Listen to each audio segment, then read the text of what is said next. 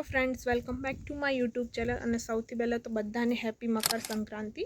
મકર સંક્રાંતિ જેવું અહીંયા લાગતું જ નથી, કારણ કે ગામનું આખું રૂટીન જ અલગ હોય. સવારે ચલો હું ઉઠીને મેં જોયું, ચલો સવારે તો કોઈ પતંગ ના ચગાવે, ઠીક છે, પણ એટલીસ્ટ 10-11 વાગે તો હોવું જોઈએ ને, એક પણ પતંગ નહીં. અને અહીંયા આખું બધું ચેન્જ જ હોય. અહીંયા શું હોય, સવારે વહેલા ઉઠો ને તમે તો બધાની ઘરે ગાય હોય ને ત્યાં એને રોટલા નાખવા જવાનું, પછી ઘૂઘરી બનાવે એટલે કે બાજરાને બાફી નાખવાનું, અને બધાની ઘરે જ્યાં ગાય હોય ત્યાં રોટલા અને ઘૂઘરી નાખવા જવાનું.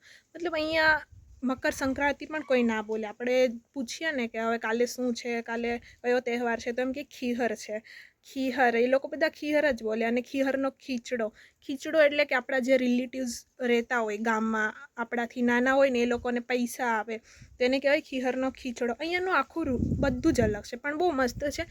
પતંગ નથી તો કાંઈ નહીં, પણ બીજું ઘણું બધું જાણવા મળે કે મતલબ અહીંયા જે તહેવાર છે ને તહેવારની જેમ જ મનાવે. એટલે બધી પરંપરાઓ હોય, જે સવારમાં વહેલા ઉઠીને જે કરતા હોય, પછી મંદિરે જવાનું, બધાના ઘરે ખીચડો દેવા જવાનું. ને હવે હું મંદિરે જવાની છું, તો મેં વિચાર્યું કે મંદિરે જાઉં છું તો બધા જ મંદિરોનું પણ શૂટ લઈ લઈશ થોડુંક, અને તમને પણ દર્શન કરાવીશ. તો ચાલો.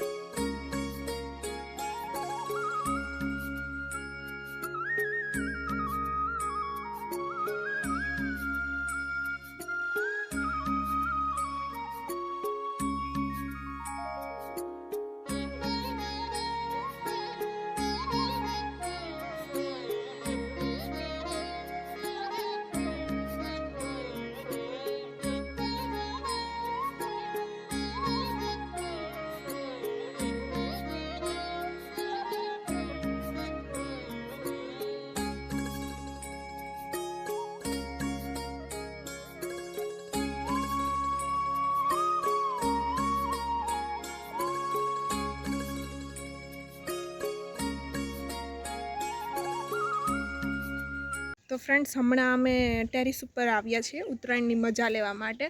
પણ હું તમને અહીંયા જુઓ, અહીંયાની ઉત્તરાયણ આ છે. તમને દેખાતા હશે પતંગ, વિધાઉટ વોઇસ, કાંઈ જ નહીં, શાંતિવાળી ઉત્તરાયણ એકદમ મજા આવે છે. હવે ચાલે. સૃષ્ટિ, અહીંયા મજા આવે કે સુરત? અહીંયા મજા આવે છે, પણ આની કરતાં સુરત વધારે મજા આવે. સુરત વધારે મજા આવે ને?